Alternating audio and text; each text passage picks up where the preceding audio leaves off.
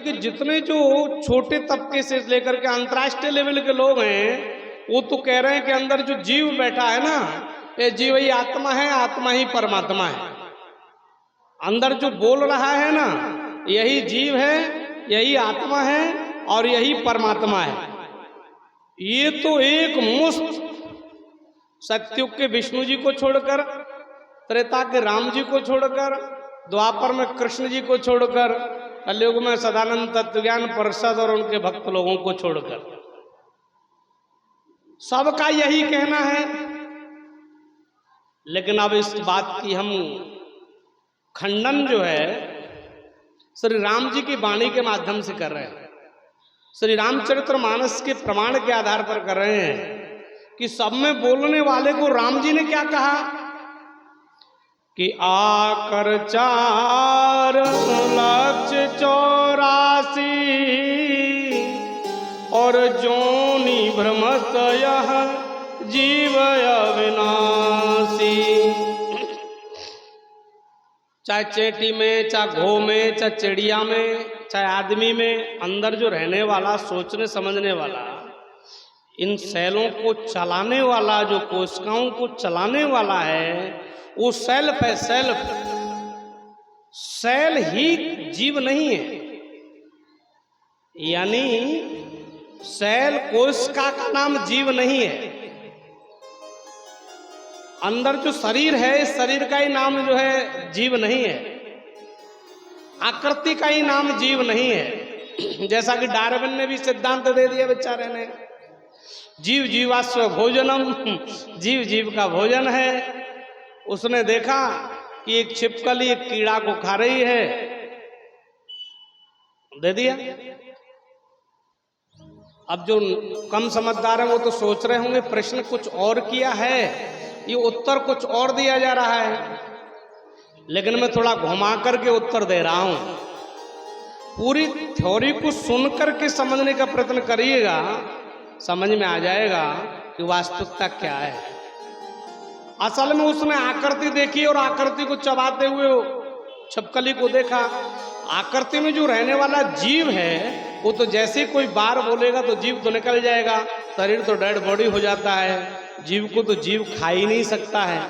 लेकिन इसका अपराध तो है, खैर हिंसा तो है, वो वैसे अलग है। बात ये है कि जो गोह में बैठा था जो जीव, जो बाद में सबरी में आया, यदि वो संतों की संगत में नहीं आता तो सदग्रंथीय मान्यता के आधार पर उसको 83,99,999 योनियों में भटकना पड़ता।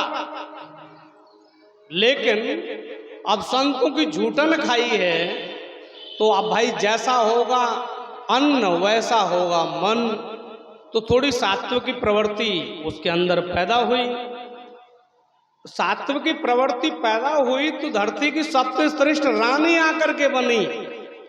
ये सबरी के बाद में पहले वो रानी बनी है और इतनी विश्व सुंदरी रानी बनी है कि उसके जो पति थे, ऐसा कहीं सुना है मैंने, इन विद्वानों के मुंह से सुना है। हालांकि वो ग्रंथ कोई मांगेगा मेरे से तो उसका भी मेरे पास प्रमाण नहीं है कि किस ग्रंथ में।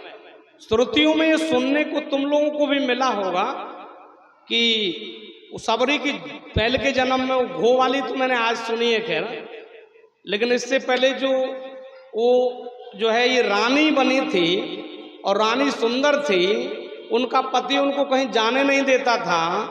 गंगा जी में जाने का मन हुआ तो कनात लगा दिया गया कि कोई और दूसरा नहीं देख ले, क्योंकि पहले राजाओं के जमाने में हुआ करता था कि यदि दूसरा कोई राजा सुंदर स्त्री को देख ले, लड़की को देख ले, और वो राजा कमजोर है तो बलवान राजा जो है उसको छीन करके झपट करके अपने अंडर में ले लेता था।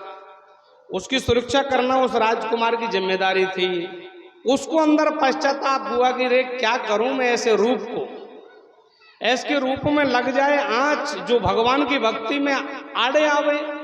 भरत जी ने कहा है ना कि जरऊं सुसंपत्ति सदन सुख, वो संपत्ति जल करके राख हो जाए, वो सुख जल करके राख हो जाए, वो घर परिवार राख हो जाए, जो आपको भक्ति करने में बाधा आ रहा हो, भगवान की तरफ बढ़ने में आपको जो अड़ंगा आ रहा हो, यदि विद्युता का कि धन का कि संपत्ति का धरती की किस कोई भी विषय, कोई भी वस्तु, कोई भी स्थान यदि आपको सत पथ पर रोकने से रोक रहा हो, चलने से रोक रहा हो, चाहे गुरु, चाहे कोई संत, चाहे ऋषि, चाहे पिता, चाहे माता, सत्य की खोज से रोक रहा हो, तो उसमें आंच लग जाए, आग लग जाए, मेरा वाक्य नहीं है।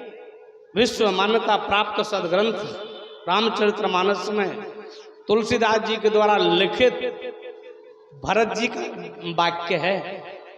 भक्त शिरोमणि कहलाने वाले भरत जी का ये वचन है, ये कोटेशन है। कोई काटेगा, खंडन करेगा तो करेगा भी कैसे?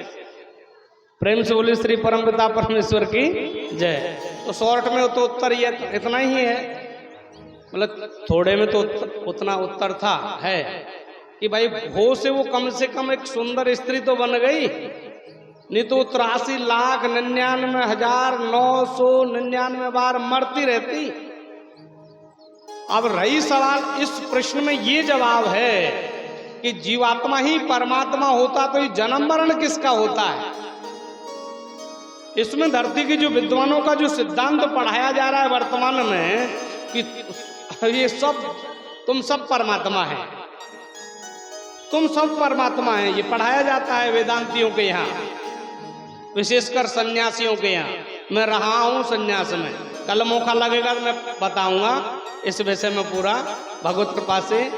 अब तो आपका प्रश्न मेरी समझदारी से तो समाधान हो ही चुका है, इसमें कोई और संदेह शंका हो तो कोई और रख सकता है। वो माइक दे दो भैया को।